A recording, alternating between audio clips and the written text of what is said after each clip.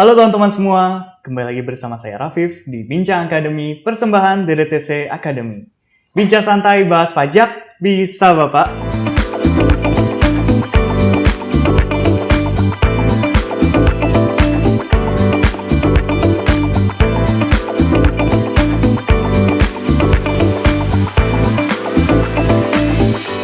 Teman-teman, kita sekarang sudah memasuki bulan Februari di tahun 2023 ini. Ya, jadi kita sudah on the way nih di tahun 2023 ini.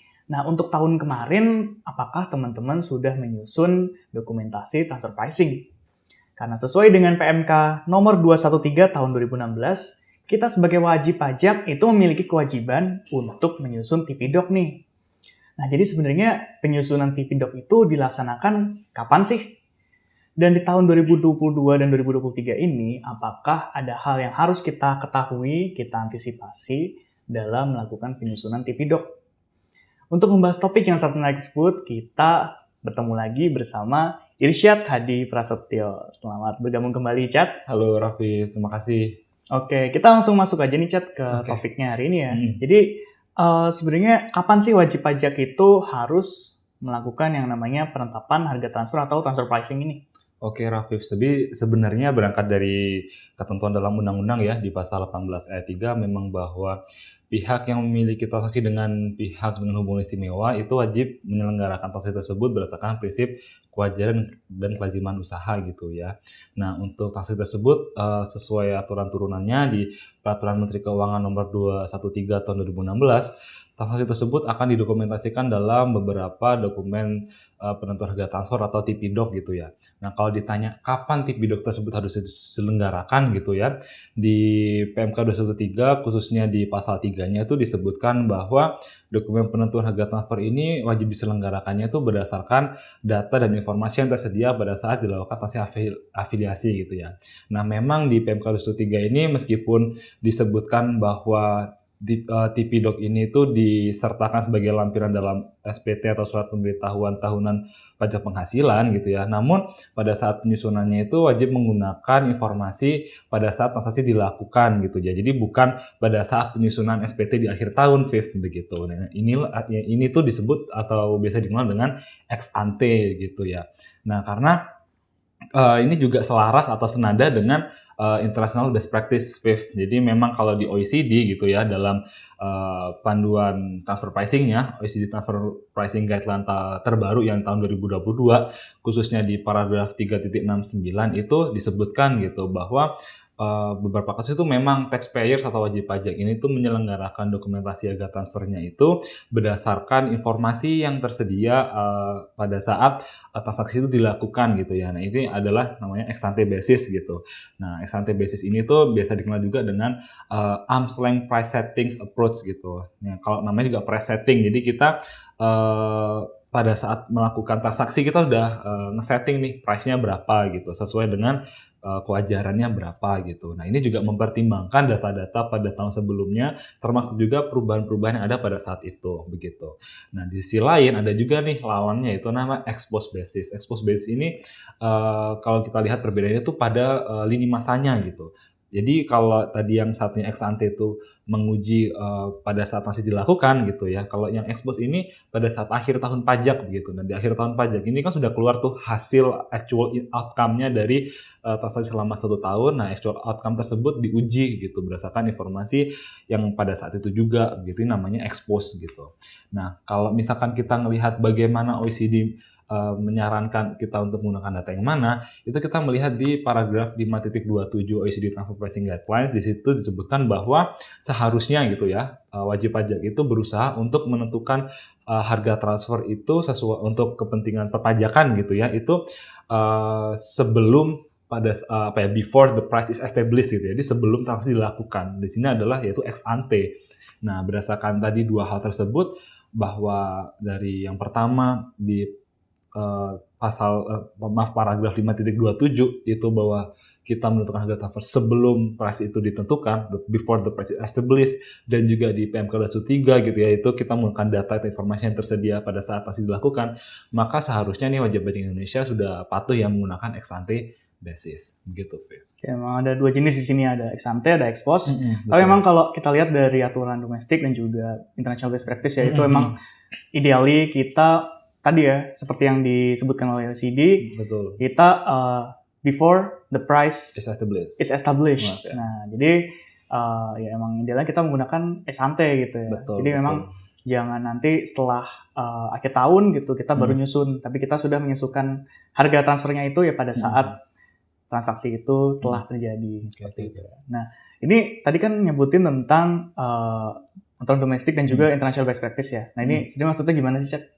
Oke, nah seperti yang tadi Rafif juga sampaikan gitu ya, bahwa berdasarkan informasi yang ada di OECD Transfer Pricing Guideline dan juga di aturan domestik kita itu sudah jelas ya bahwa kita itu melakukan penetapan harga transfer itu berdasarkan informasi yang relevan saat transaksi dilakukan gitu ya.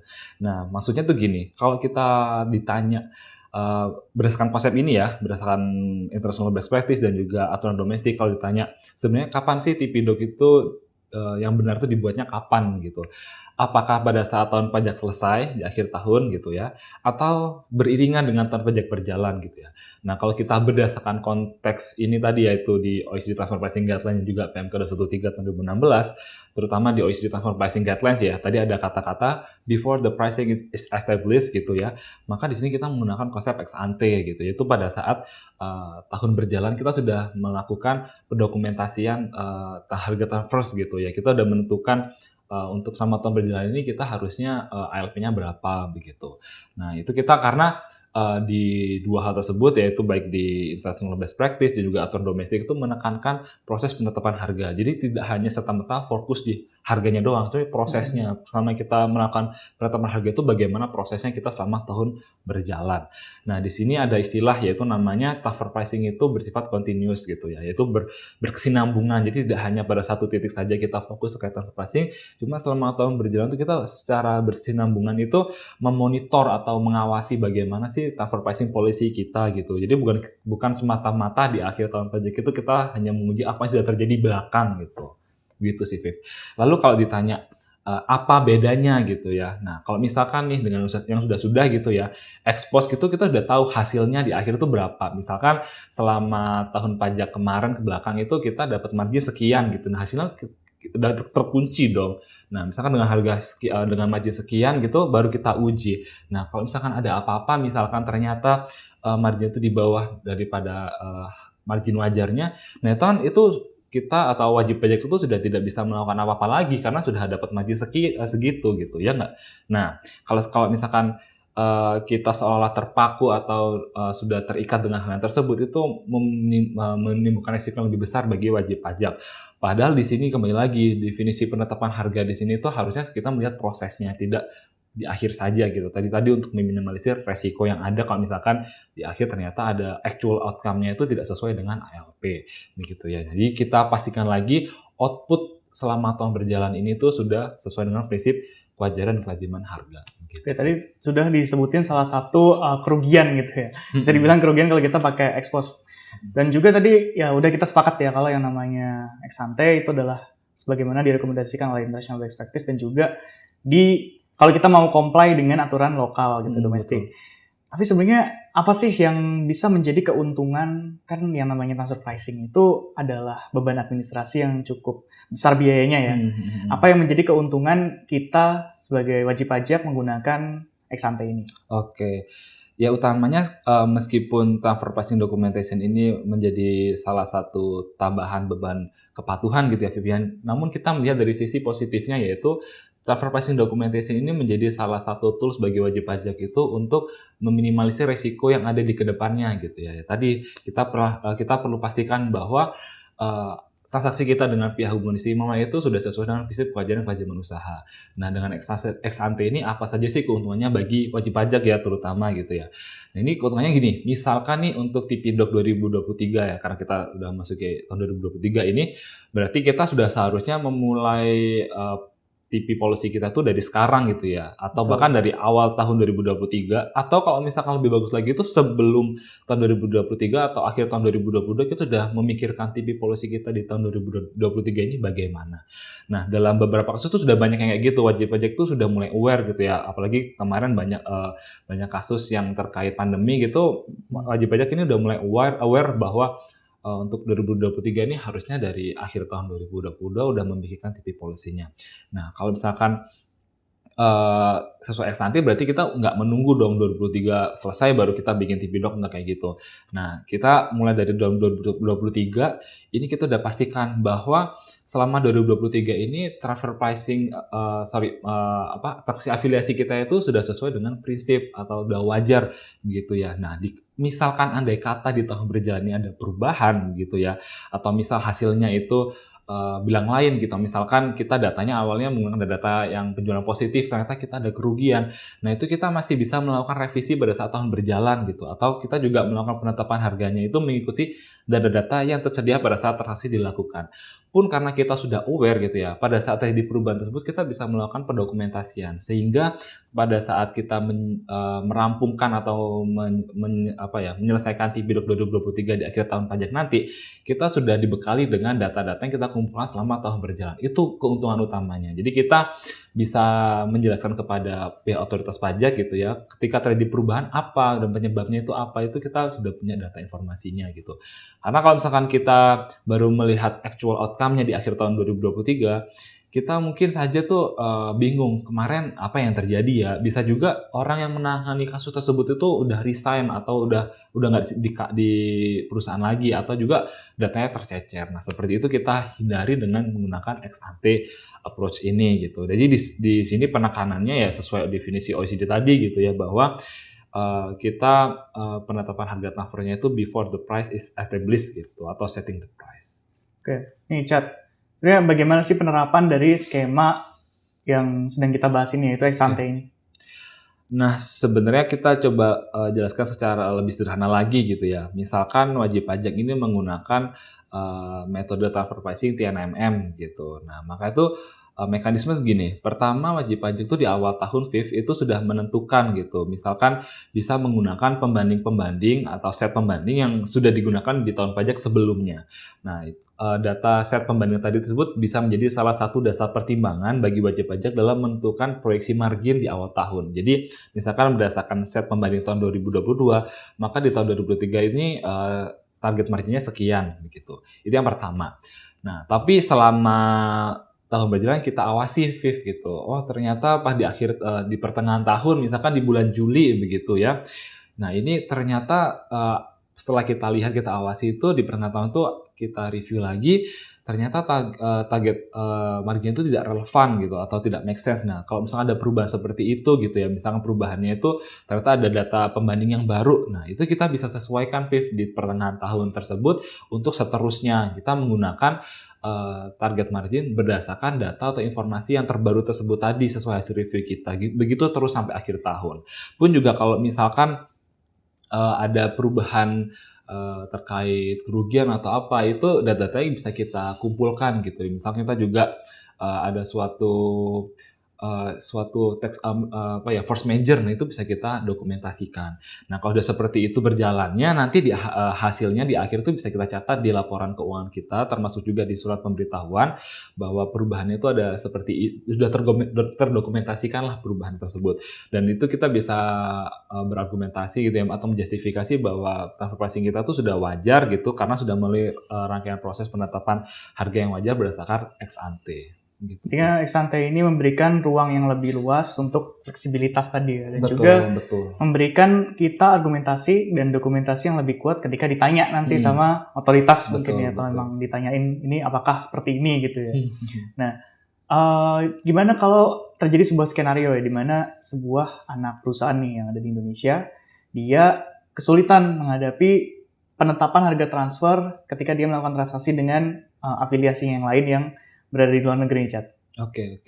Jadi memang beberapa kasus bahwa wajib pajak Indonesia ini tidak dapat gitu ya serta-merta mengubah TP policy yang ada di lawan transaksi afiliasi di luar negeri gitu. Misalkan sebagai contoh, wajib pajak Indonesia ini membeli produk dari pihak afiliasi di luar negeri, lalu kemudian dijual di Indonesia begitu ya. Lalu bagaimana ketika BP Indonesia tidak bisa mengubah TP policy-nya? Nah, kalau tidak bisa gitu ya, maka wajib pajak Indonesia ini harus memastikan Viv, dengan harga beli tersebut, harga beli afiliasi tersebut, wajib pajak membuat proyeksi gitu ya, sesuai dengan kemampuan menjual wajib pajak, begitu berdasarkan juga data pembanding yang ada, seharusnya berapa sih margin yang ia peroleh gitu dari transaksi afiliasi tersebut begitu. Ketika sudah ada target marginnya, jadi selama proses penjualan selama tahun berjalan tuh wajib pajak memantau bahwa target marginnya itu udah sesuai atau bisa kalau misalnya lebih gitu ya. Nah, atas pembelian sekian gitu, at least wajib pajak itu mendapatkan margin penjualan sekian, itu bisa ditambah gitu. Itu sih. Jadi memang kalau misalkan kita tidak bisa merubah TP policy di lawan transaksi, kita bisa menyesuaikan di target marginnya begitu. Oke, jadi caranya nanti seperti itu gitu ya. Kalau misalnya Betul. memang di domestik ini susah untuk merubah TP policy ketika Betul.